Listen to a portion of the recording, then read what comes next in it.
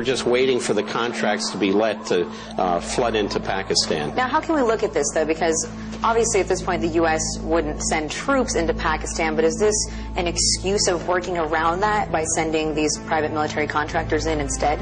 Obviously, it's to keep the non-uniformed people out of Pakistan, but as we know, there's a very close connection between companies like what's called Blackwater, now Z, and the CIA, so it looks like they're just waiting for the green light to actually go in. Some of them are already there. The advanced teams are already in Pakistan. So we can expect, are you saying, troops there possibly sometime in the future if they're already starting with these contracts? Well, that's, of course, always a distinct possibility.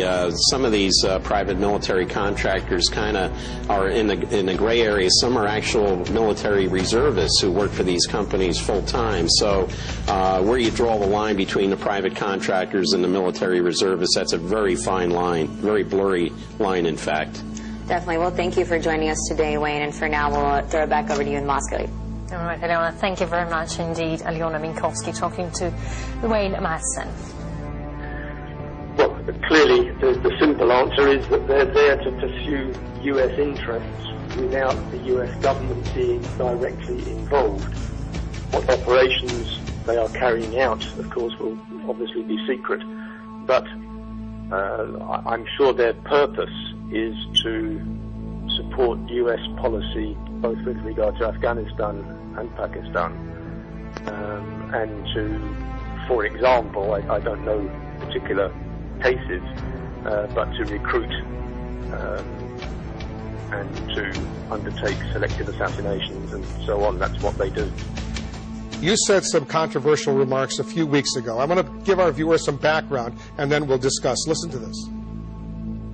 It's an executive assassination wing, essentially. It's the Joint Special Operations Command, JSOC it's called. They do not report to anybody except in the Clinton, in the Bush-Cheney days, they reported directly to the Cheney office. Under President Bush's authority, they've been going into countries, not talking to the ambassador or to the CIA station chief, and finding people on a list and executing them and leaving. ستمبر 2007 میں یہ بدنام زمانہ تنظیم اس وقت media کی نظروں میں آئی جب بغداد میں نیو سول اسکوائر پر ایک امریکی سفارتی قافلے کی حفاظت کے نام پر اس نے 17 شہریوں کو بغیر کسی وجہ کی گولیوں سے اڑا دیا.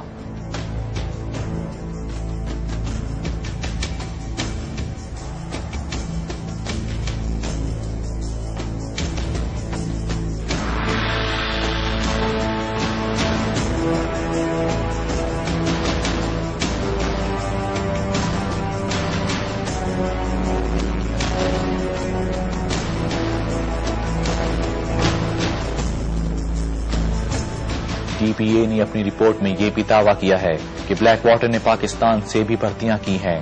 اس کے علاوہ اس نے بعض پاکستانی آفیشلز کے حوالے سے بھی یہ خبر دی ہے کہ بلیک واٹر مغربی امدادی کارکنان کو سیکورٹی فراہم کرنے کی آڑ میں کور آپریشن بھی کرتی ہے.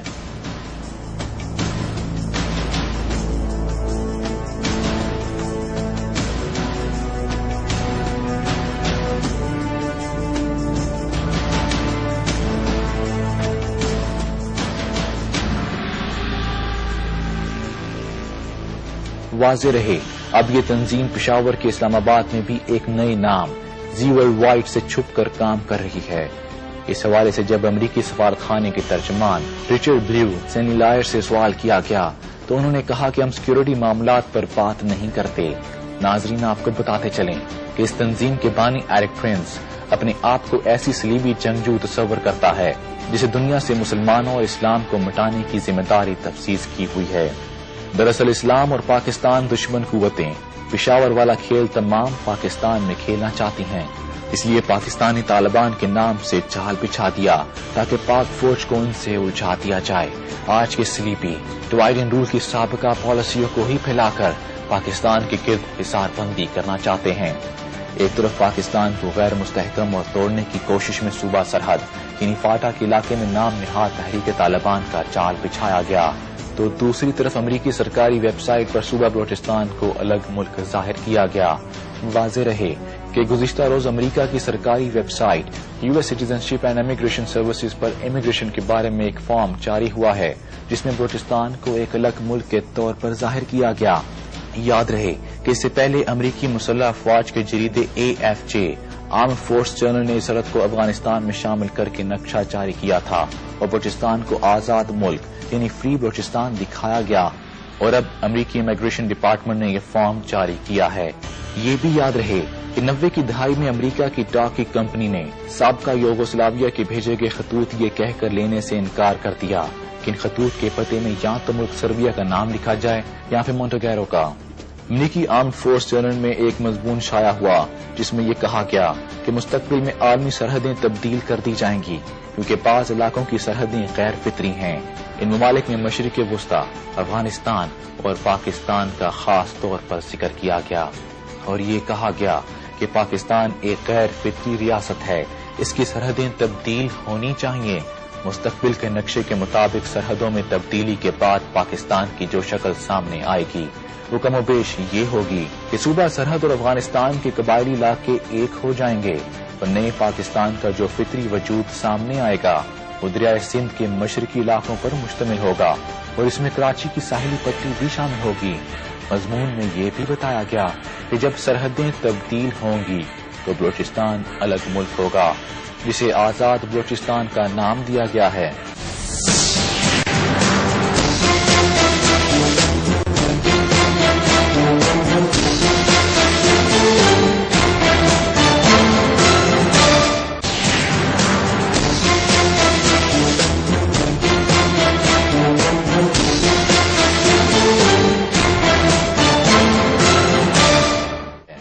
آزاد بلوچستان کے حوالے سے بات کرتے ہیں خان افقلات میر سلیمان داؤد سے۔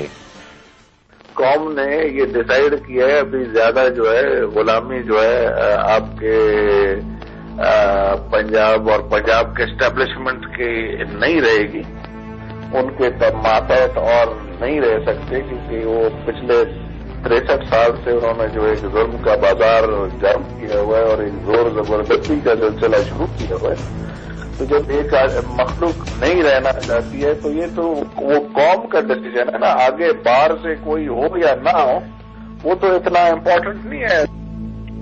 جہاں تک افغانستان کی بات ہے تو افغانستان کے بہت سے علاقے جو ہیں پاکستان میں موجود ہیں، جیسے آپ کا یہ فاٹا اور سرحد کا علاقہ ہو گیا، یا جو ہے آپ کا جو ہے ناردرن بلوچستان جو آپ کے تھرڈ وار میں افغانستان کی حکومت نے جو ہے کوئی 2.5 ڈویژن، جیسے آپ کا جوب ڈویژن ہو گیا، آدھا لورلائی ڈویژن ہو گیا اور آپ کا پشین ڈویژن ہو گیا، یہ 2.5 ڈویژن جو ہے تاوان جنگ میں جو ہے انگریز کو دیے تھے، تو یہ سارے علاقے افغانستان کے ہیں نا جی۔ تو وہ ہمارے علاقے جو ہے وہ ان کو کیسے گئے وہ تو ہم گفت و شنید سے بات کر سکتے ہیں، اور ان کے علاقوں کے اوپر ہمارا جو ہے کوئی کلیم نہیں ہے۔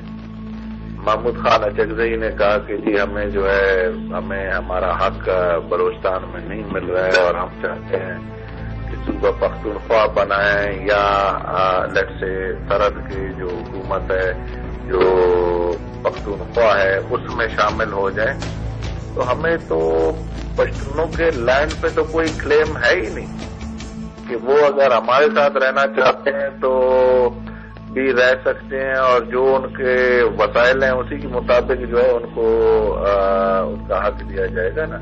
اور اگر وہ پختونخوا میں جانا چاہتے ہیں یا افغانستان میں بھی جانا چاہتے ہیں تو ہمیں تو ان کے اوپر کوئی اعتراض نہیں۔ یہ وہاں کے یوتھ کہتے ہیں کہ ہمیں آزادی چاہیے، وہ تو آپ دیکھتے ہیں کہ آزادی مانگ رہے ہیں، مگر یہ نہیں دیکھتے کہ کیوں مانگ رہے ہیں۔ جب سے پاکستان قائم ہوا ہے کوئی بلوچستان کو لالچ نہیں تھا پاکستان میں آنے کا۔ نواب اکبر بگٹی پہلے شخص تھے جنہوں نے ووٹ کیا بلوچستان کو پاکستان میں شامل کرنے کے لیے اور اپنے دوستوں کے ووٹ دلوائے، ورنہ ہمارے پاس چوائس تھا انڈیا کے پاس بھی ہم جاتے، مگر نہیں، اپنی خوشی سے آئے۔